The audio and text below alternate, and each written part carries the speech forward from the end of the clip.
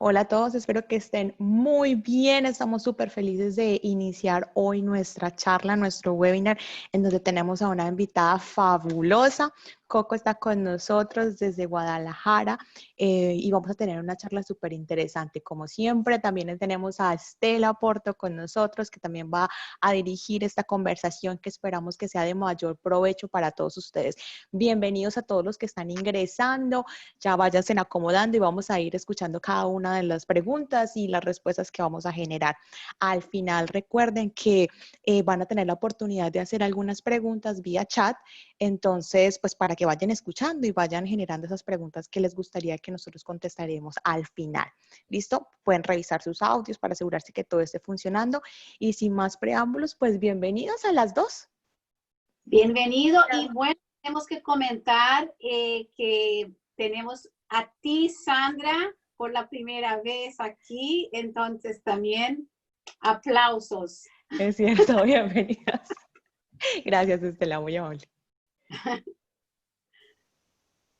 Bueno, empezamos entonces, ¿no?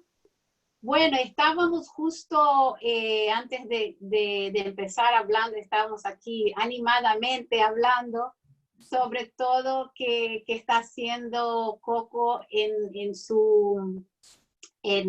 la Universidad de Guadalajara en términos de programas, de cuándo empezar. Pero antes de todo, creo que ella tiene un entendimiento muy claro exactamente por su experiencia, no solo profesional, pero personal, ¿no? De haber hecho sus cursos a distancia. A ella es muy claro porque que es tan difícil lo que quieren hacer ahora, que es traer toda la presencialidad al virtual, ¿no? ¿Por qué no es posible? Coco, cuéntanos. Sí, buenos días, buenas tardes para los que están ahí. Muchísimas gracias por la invitación. Les agradezco infinito esta oportunidad de charlar. Pues yo comentaba con Estela y con Sandra que ahora lo que yo he podido observar, no sé si en todos los casos, pero lo que he observado ahora es lo que yo llamaría la presencialidad en la educación a distancia. Es decir, quieren presencializar la educación a distancia a través del uso excesivo de videoconferencias. A nosotros nos tomó por sorpresa a todos la pandemia.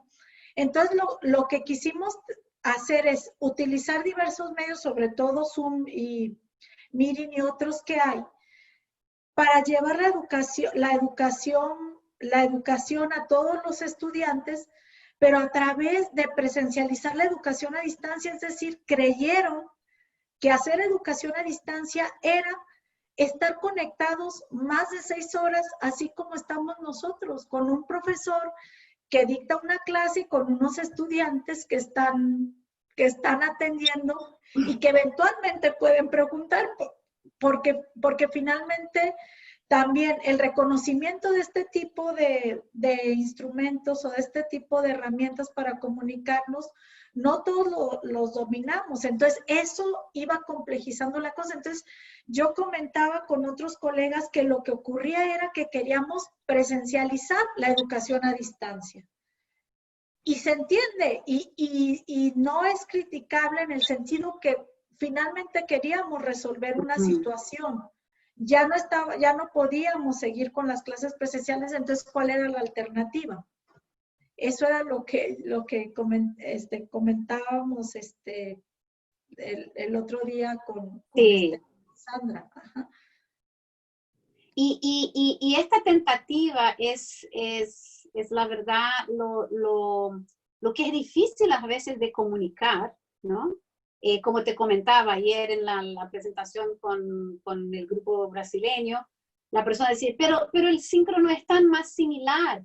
Pero esa tentativa, la tentativa de hacerlo de esa manera, es la verdad lo que no te deja aprovechar la oportunidad de explorar los otros mecanismos de comunicación que te permiten, que tienen las ventajas exactamente de pues reflejar un poquito más, ter tiempo para contestar, etcétera, ¿no?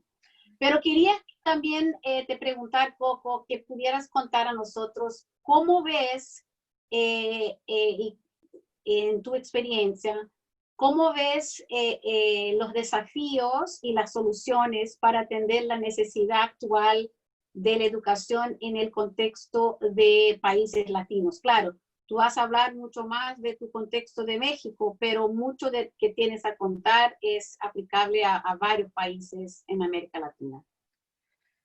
Sí, yo desde mi experiencia creo que lo primero es reconocer las características de tu institución. Creo que ahorita que estamos en un periodo en que terminamos el ciclo escolar en la mayoría de los países y estamos por comenzar, sería importante analizar cómo nos fue con las diversas estrategias que implementamos y los diversos medios.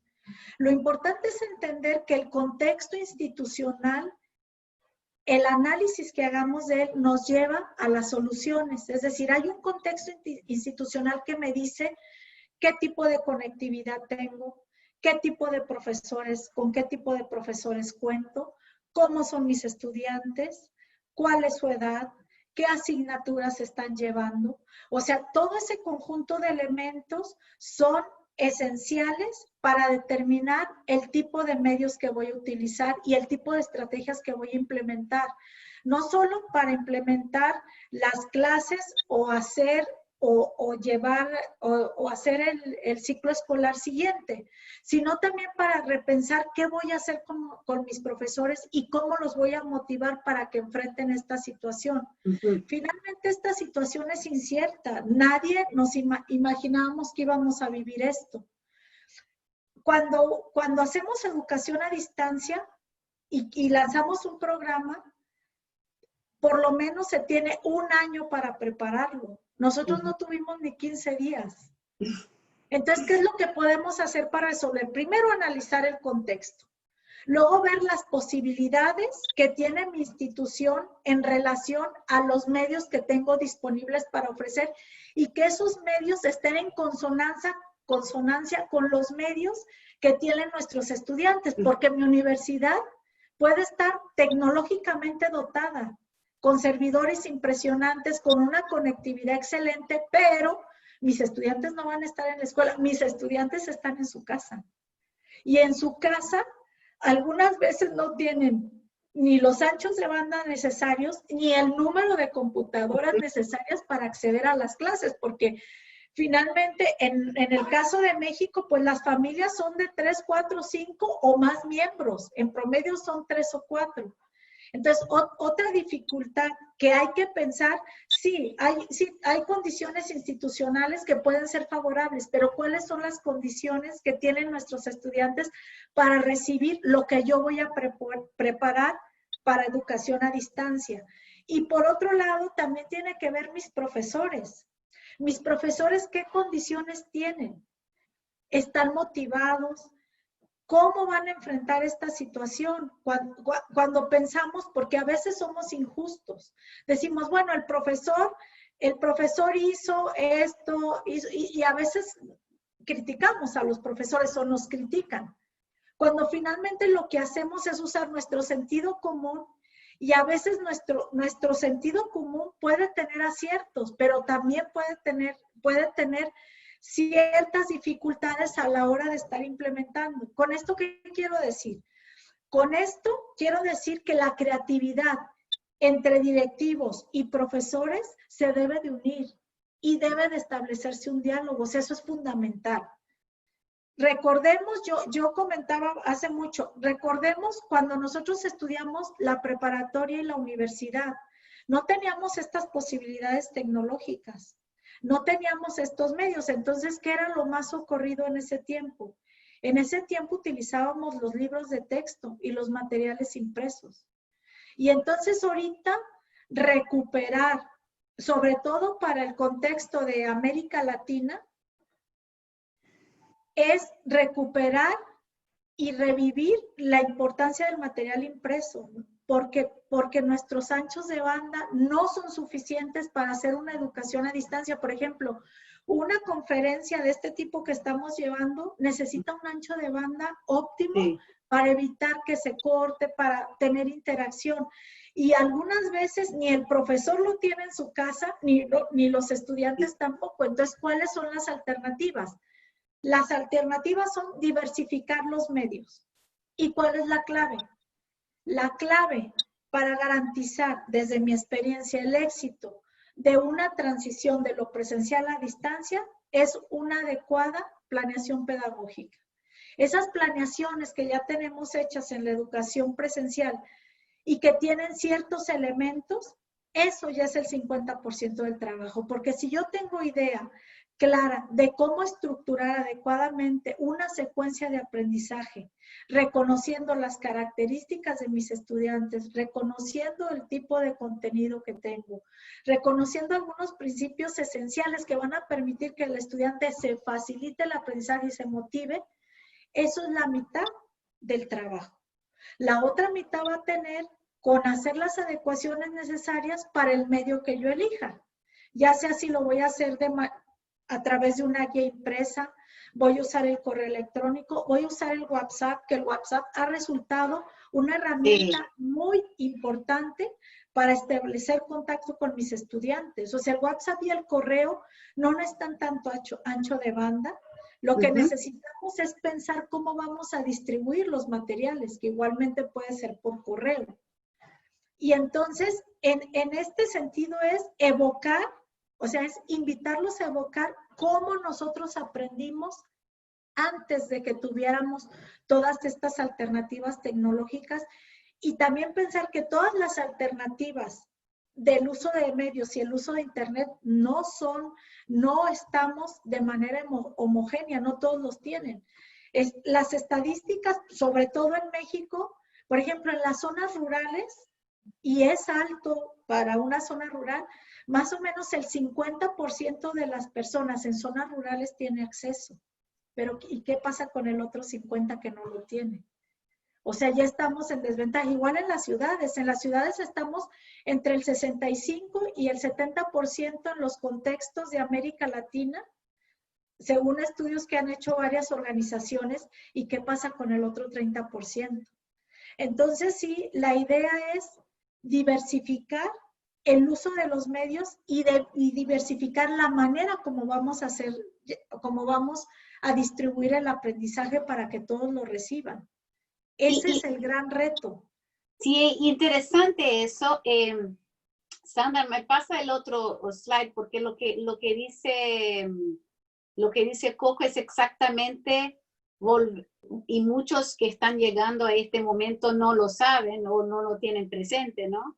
Que la verdad, todas las diferentes fases tecnológicas de educación a distancia no se apagaron, existen, ¿no? Estos medios existen, como mencionaste, correo. Pero lo que me pareció muy interesante fue que empezamos hablando para las personas que realmente pedagógicamente usar el sincrónico de la manera como quieren usar no es la mejor opción.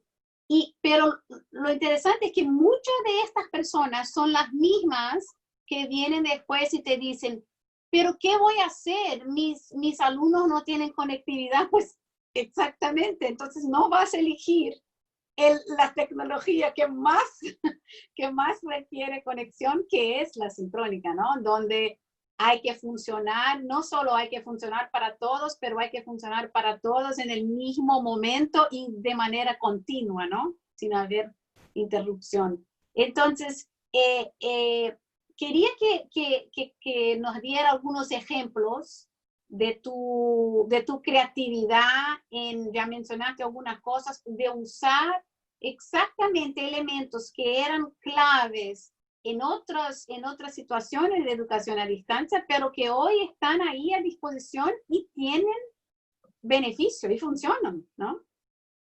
Sí, yo en la Universidad de Guadalajara ahorita estoy trabajando en el sistema de educación media superior. Nosotros tenemos más de 160,000 estudiantes distribuidos en casi todos los municipios del estado de Jalisco. Las asimetrías para la conexión son son abismales en algunos lugares. En algunos lugares no tienen acceso a internet, a veces no tienen ni luz. Son los poblados menos, pero es la realidad de la diversidad que tiene el estado de Jalisco. Entonces, un grupo de profesionales en la educación que trabajamos en el sistema de educación media superior, pensamos cuál es la alternativa para ayudar a los profesores a facilitar su tarea y a buscar cuáles son las herramientas óptimas para que utilicen con sus estudiantes analizando sus situaciones particulares.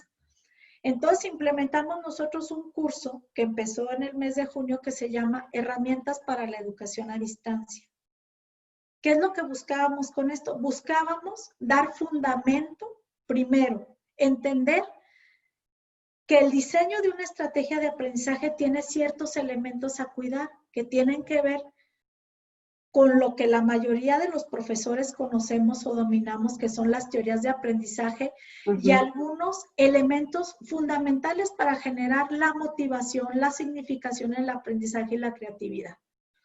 Entonces iniciamos haciendo una reflexión de ese tipo, donde nosotros pedíamos a un profesor que realizara, que trajera sus planeaciones didácticas, que tratara de analizarlas y ver cuáles son las esenciales o las mínimas indispensables para cumplir los objetivos de aprendizaje.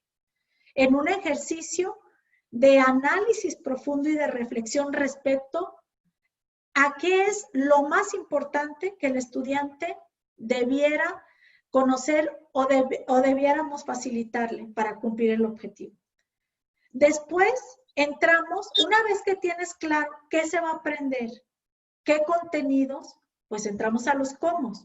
Y esos cómo tienen que ver con la diversidad de herramientas que tú puedes usar y cuáles son idóneas para el tipo de actividad de aprendizaje que vas a implementar.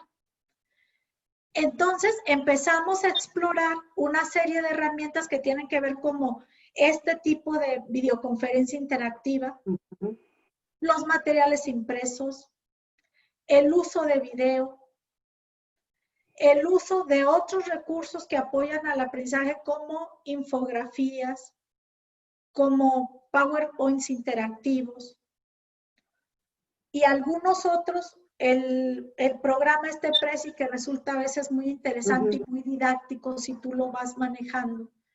Y algunas otras herramientas, inclusive la que ahorita en nuestra universidad es la más utilizada es Classroom, por ejemplo. Entonces nosotros también analizamos el uso de las plataformas, siempre con la concepción de cuidar que cualquier medio debe garantizar que se genere un ambiente de aprendizaje.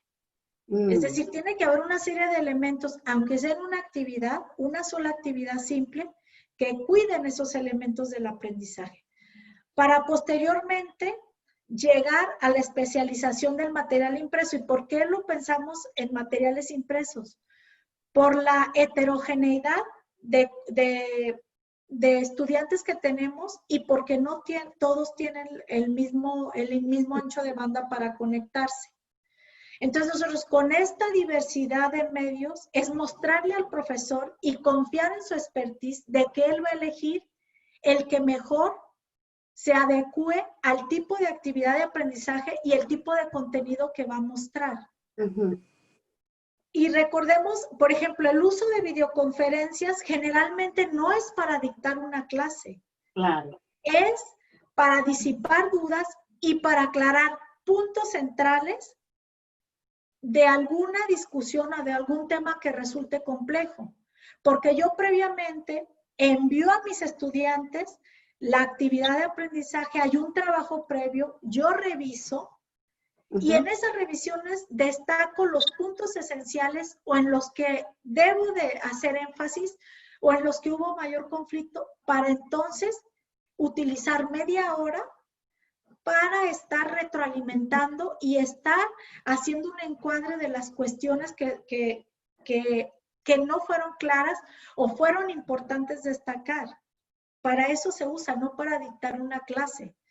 Lo mismo ocurre cuando yo armo un foro, cualquiera que sea. Si lo voy a un foro, como tradicionalmente se conocen las plataformas, o enlazo a grupos de discusión en Facebook o en WhatsApp. Es lo mismo. Previamente yo envío tarea, tengo preguntas detonadoras, tengo una serie de cuestiones que yo planeé. Todo el tiempo el profesor debe de estar planeando. En el uso de los medios no se vale la improvisación porque puedo perder tiempo y tiempo valioso para mí y para mis estudiantes. También tiene que ver con una cuestión de percepción. Por ejemplo, en esto, 1 hora ya es mucho tiempo, y más si estamos trabajando con estudiantes, adolescentes o niños que se dispersan muy rápido. Entonces tenemos que focalizar la discusión y entrar a los puntos nodales que yo quiero discutir en este tiempo. Y luego uso otros medios complementarios como el correo, listas de distribución, otros medios que me permitan seguir con la interacción del grupo e ir conociendo las necesidades de cada uno. Yo desde mi experiencia como profesor más de educación a distancia, ustedes no están para saberlo ni yo para contarlo, pero con esta mano cuento los cursos que he dado presencial. Yo la mayoría de mi docencia ha sido a distancia.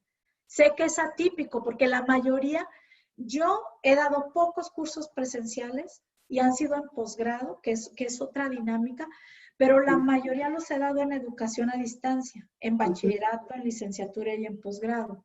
Y lo que he aprendido en esto es que cuando tú usas la educación a distancia, la comunicación y la interacción y el seguimiento que hagas del estudiante es clave para garantizar que el otro aprenda. Un estudiante que se siente escuchado, leído, porque igual, cuando digo escuchado, leído, se siente motivado, hay una respuesta inmediata de su necesidad. Y no digo inmediata que a las 2 horas estés contestando, sino cuando tú marcas, voy a entrar a otro tema que también es importante, los encuadres que yo haga. Si yo como hago el encuadre en clase, en educación a distancia es muy importante hacer los encuadres. Yo tengo que decirle a mi estudiante cómo voy a trabajar. ¿Cuánto tiempo me tardaré en contestar una pregunta? Sí,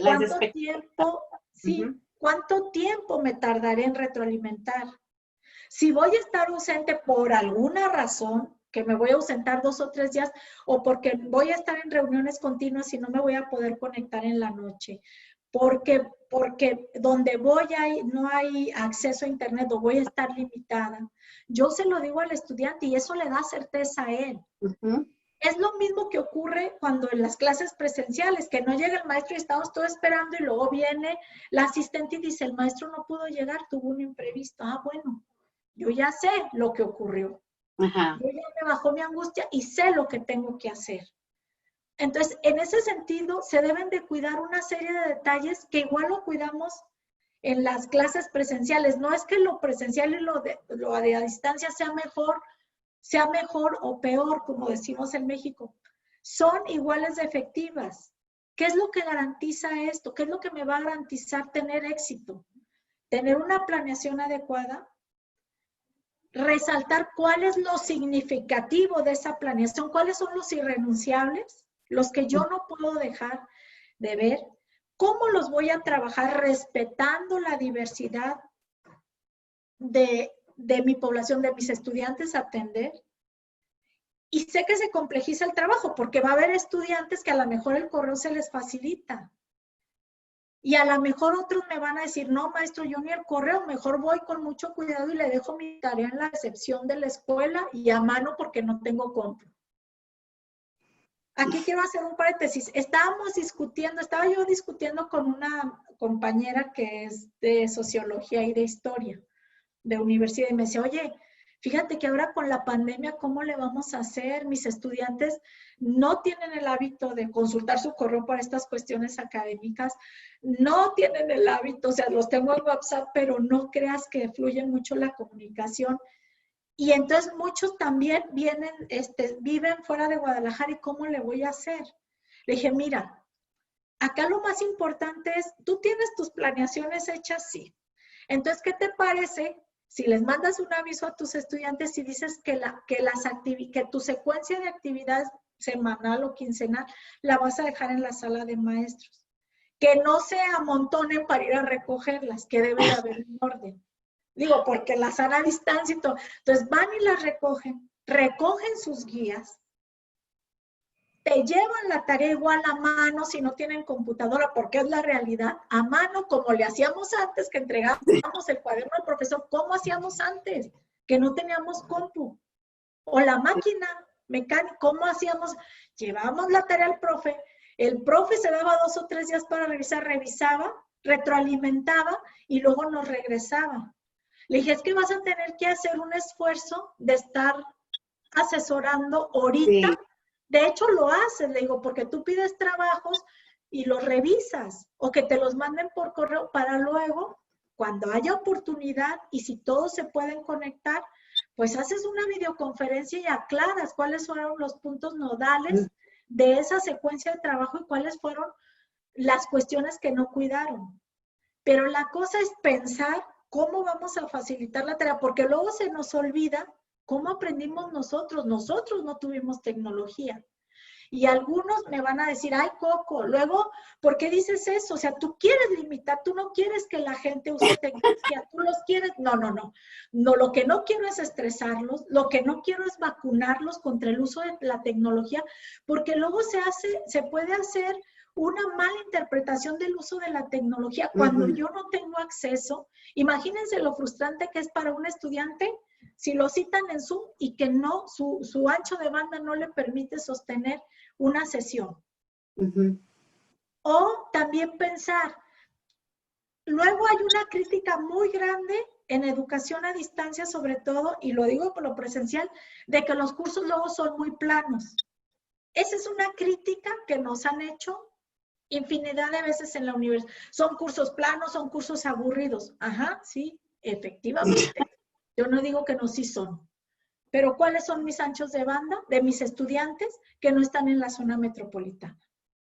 ¿Cómo yo hago para que mi estudiante, si yo le subo a la plataforma un video o un multimedia con diversas imágenes, cómo hago para que él no esté media hora esperando, frustrado porque no lo puede ver? Para que ¿Cuál es la alternativa? La alternativa no es ponerlo en la plataforma ni renunciar a no tener los planos. La alternativa es usar otros medios. Lo pongo en un CD, le digo las características de la computadora, ya que está en el CD, se lo mando por correo postal, ni modo. Porque igual, si se lo mando por su correo, pues va a ser lo mismo. Entonces lo mando por correo postal, garantizo que tengo una computadora en óptimas condiciones para que lo pueda abrir. Entonces, es pensar cómo hacer llegar los materiales. Ya sé que ahorita estamos muy acostumbrados a la inmediatez que nos dan las tecnologías, que bueno.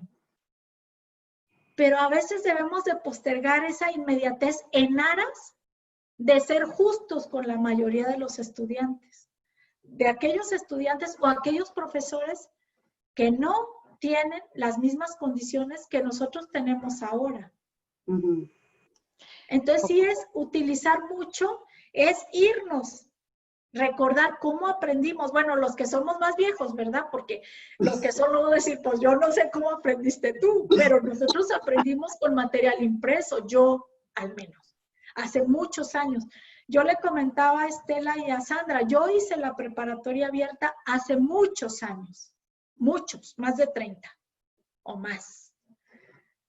¿Y cómo era? Yo cómo hice la preparatoria abierta a través de materiales impresos. Eran unos libros muy bien estructurados, un material impreso muy bien trabajado que a mí me permitía aprender de manera independiente. Y luego, ¿cómo me evalúan? Pues me evalúan de la manera más tradicional que se puedan imaginar, exámenes de opción múltiple. Así era. Yo no digo que así tiene que ser ahora. Ahora conocemos que hay otras estrategias que podemos evaluar a través de casos, a través de problemas, a través de una serie de formularios más interactivos, cuando lo permitan, cuando no, un examen analítico donde el estudiante pueda expresar una serie de cosas. Acá la invitación es a recordar cómo aprendí yo y qué me significó como profesor y como estudiante que fui.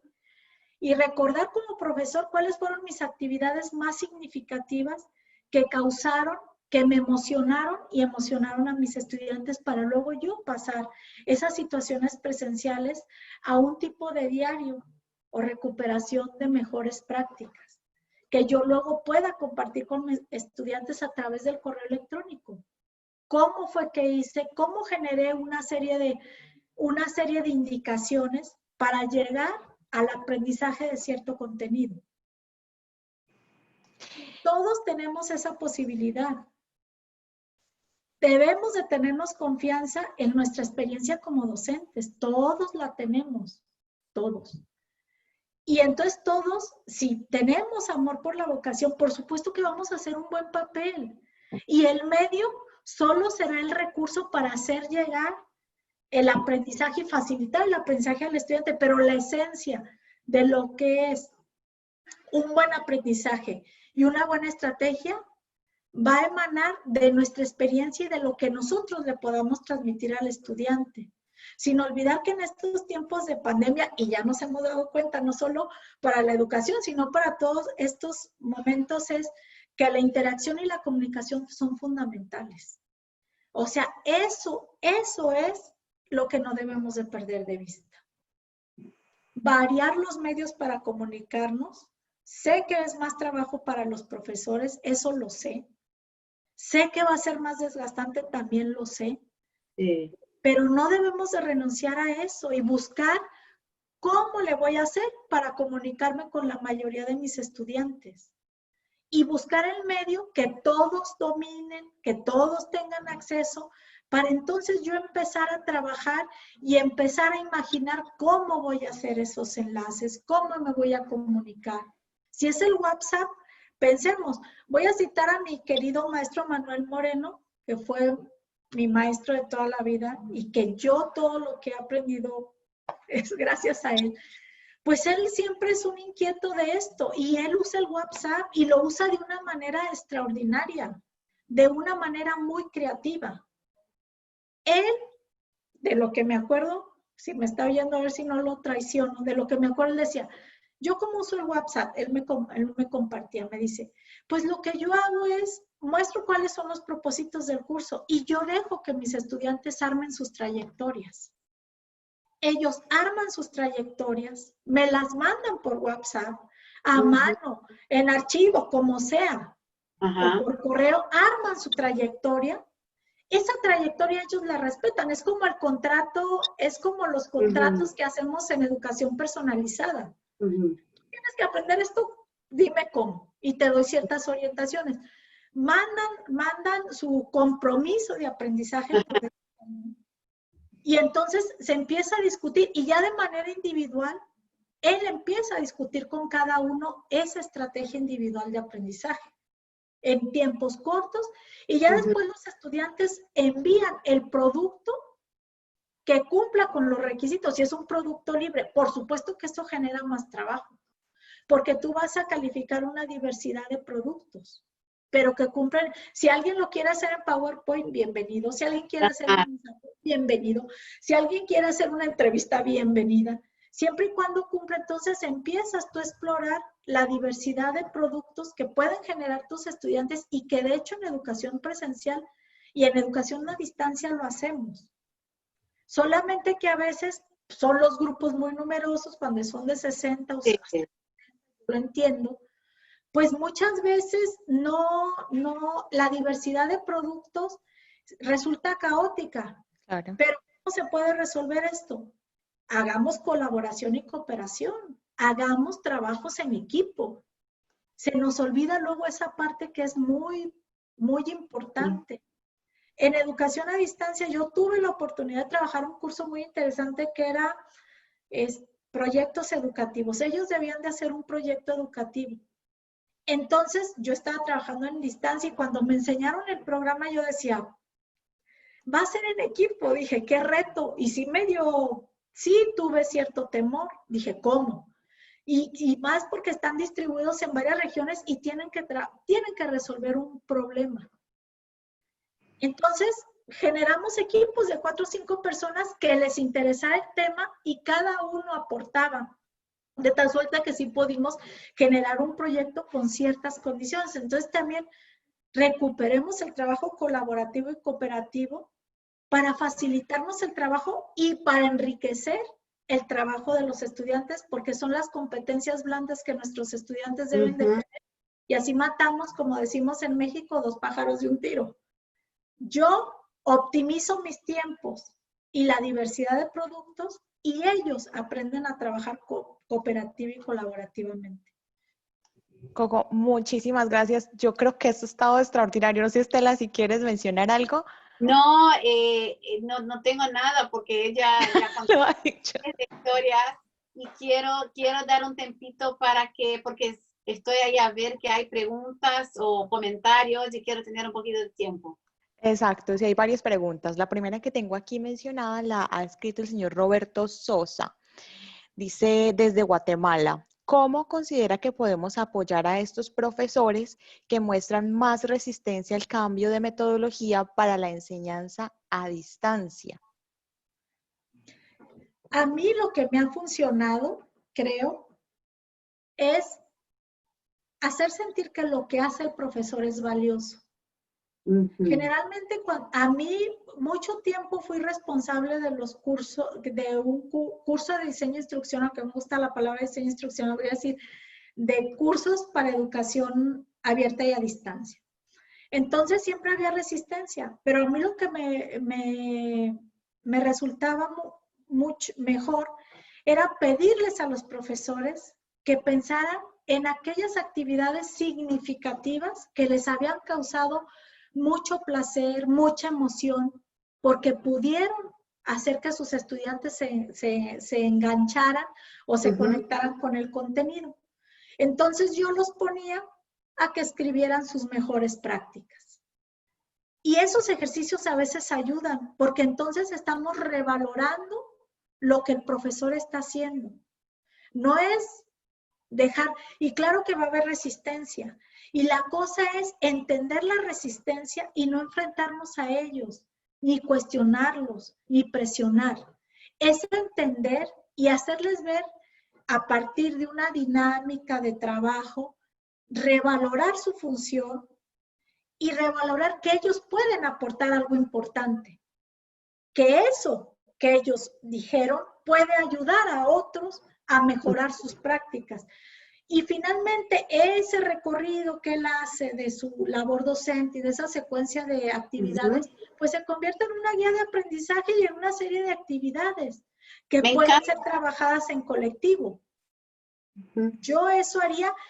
Y también lo más importante es motivarlos a través del uso de los medios. O sea, yo no puedo formar a alguien si no lo meto a hacerlo usando un medio. Por ejemplo, yo este curso que les decía de herramientas de la educación a distancia, por supuesto que los profesores están viviéndolo y lo están aplicando y están siendo partícipes y están viviendo ese doble papel entre ser estudiante y ser profesor para implementar. Entonces eso ayuda y sobre todo se nos olvida algo muy importante y perdón que lo diga porque cuando esto lo decía mucho el maestro Manuel Moreno, decía, cuando tú trabajas con tus iguales, porque los profesores son nuestros iguales, eso no lo debemos de perder de vista, y como es tu igual, lo debes de tratar como tu igual. Y debes de entender que tú le estás compartiendo algo que a lo mejor él lo sabe, pero no sabe cómo organizarlo. Pero él tiene la disciplina que tú no tienes. Entonces, es complementar las dos visiones y siempre hacer un trabajo, ahora sí, colaborativo y cooperativo, empático, en que el otro, yo te respeto porque eres valioso, pero también tú respétame porque vamos a trabajar juntos. Yo creo que esa parte funciona mucho.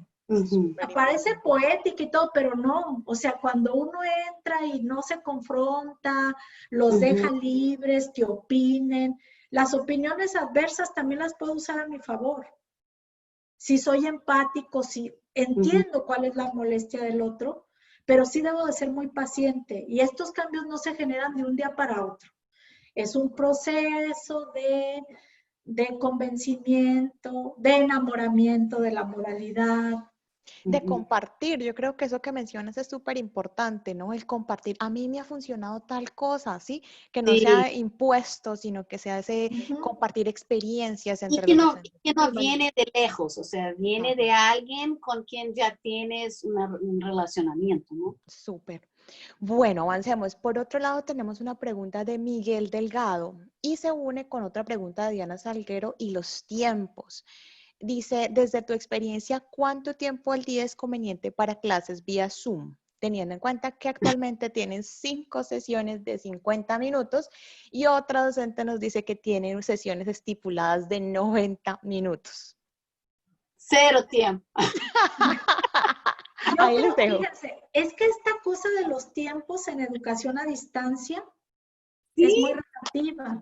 O sea, ¿quién me marca el tiempo? El tiempo lo va a marcar el propósito del aprendizaje y la necesidad. Ellos están hablando específicamente, Coco, y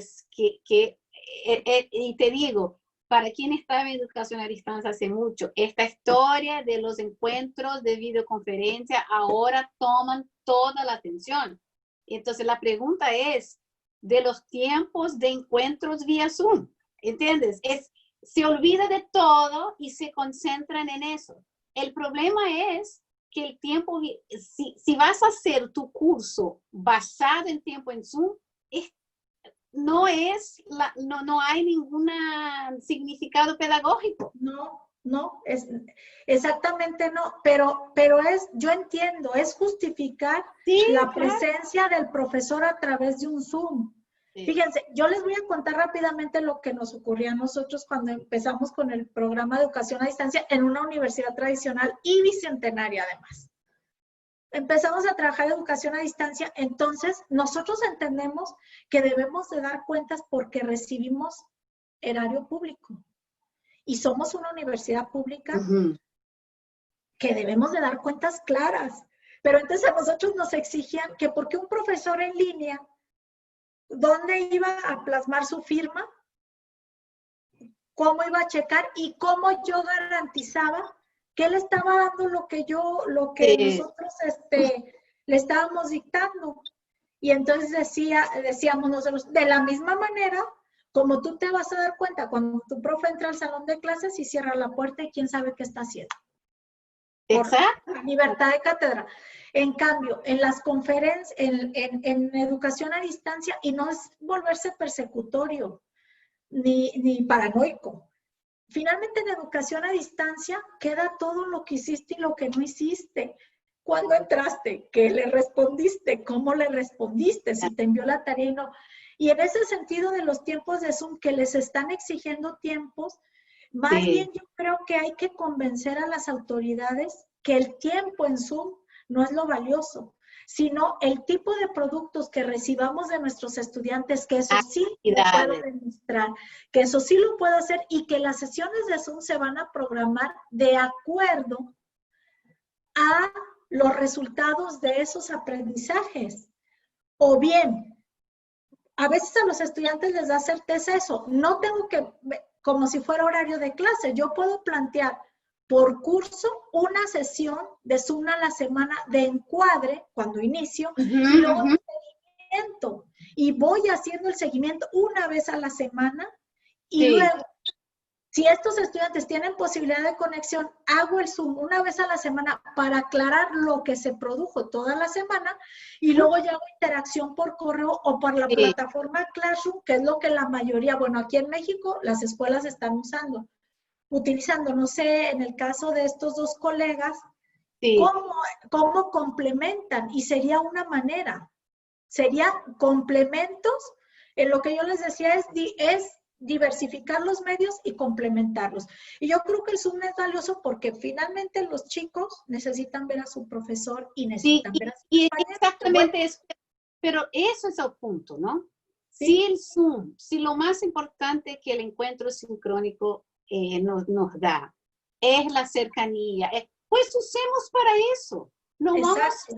Y ayer lo que decías es, ok, si tus alumnos necesitan asegurarse de que el profesor está ahí, pues bien, hagamos un encuentro en el inicio de la semana, pequeñito, y después tú ya sabes las actividades, van a trabajar. No necesitamos estar aquí por 1 hora, 2 horas, porque vamos a usar el medio para lo que es mejor. La cercanía, sacar una duda, estar presente, mostrar que somos humanos, qué tienes que hacer esa semana.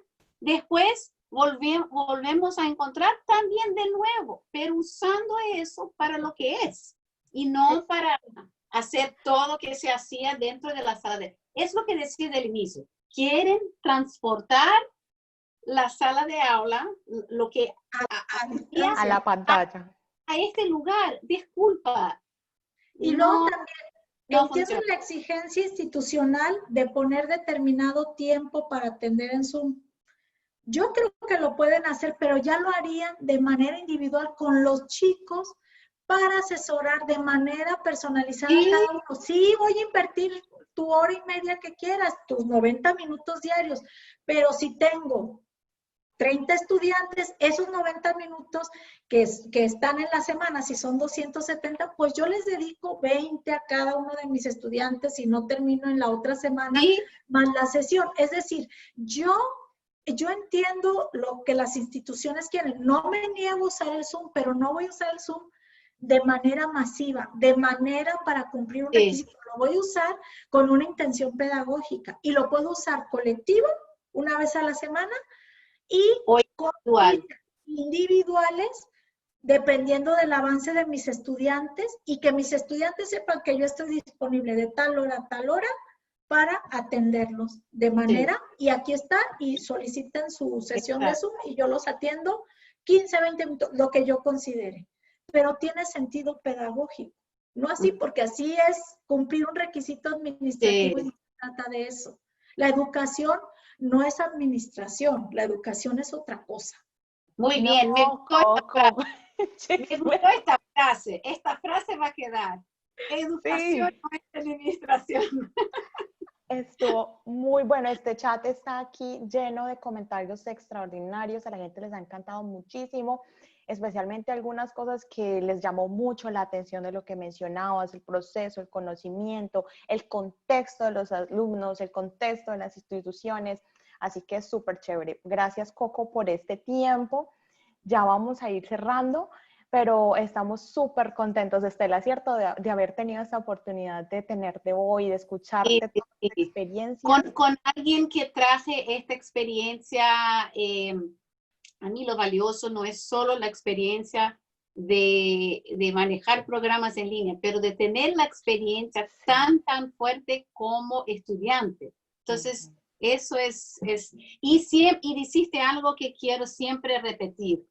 Una de las mejores maneras de, la verdad, hacer el cambio de perspectiva, porque es un cambio de paradigma, ¿no? Hacer este cambio es asumir el lugar de estudiante en línea. Es la mejor manera de entender, porque ahí estás en los zapatos de estudiante y vas a entender cuáles son las acciones como docente y cuál es el efecto de eso cuando estás del otro lado, ¿no? Entonces, una recomendación es hagas cursos, haga nuestros cursos o cualquier curso donde puedes estar del otro lado para ver cómo funcionan las cosas, ¿no? Y bueno, ahí tenemos, para recordar a los que no están por la primera vez aquí en un webinar, que tenemos una página con todos los webinars. También va a estar grabado si quieren rever. La verdad, Coco ha dicho muchas cosas que yo recomendaría revisar. Me encantó la historia de capturar su experiencia docente, ponerla en el papel y ahí mirarla de nuevo y ver cómo se adapta. No, yo voy a revisar esto.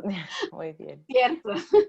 Perfecto. Y la próxima semana, nuestro próximo webinar es, incluso había alguien que había preguntado sobre los padres y vamos a tener ahí una experiencia con una profe de primaria que va a hablar mucho de eso. Una persona que la experiencia es, la verdad, usando WhatsApp para llegar a los niños y a los padres de los niños y hacer las actividades en casa. Entonces nos acompaña el 30 de julio con este webinar. ¿Qué más tengo? Sí. El taller. El taller express para la pedagogía en línea, la 4ª edición, creo yo, empieza el 25 de agosto. Y las inscripciones están abiertas. Ahí está el enlace. ¿Qué más?